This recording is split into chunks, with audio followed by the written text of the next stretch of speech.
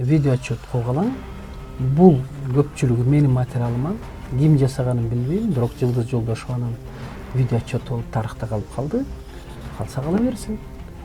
Бирок менде андан да башка материалдар бар да. Мен ошол материалдарды чыгарсам жаман болот.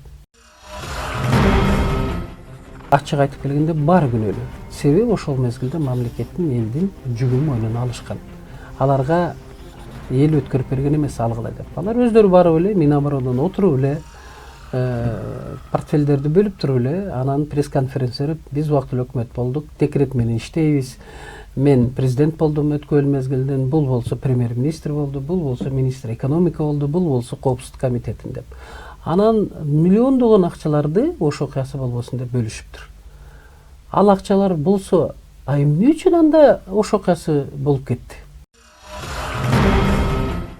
Мен ойлойм, эгерде мыйзам ченемде алар жооп бербесе, Кудайдын мыйзамы бар. Ошол мыйзам аркылуу жооп беришет деп.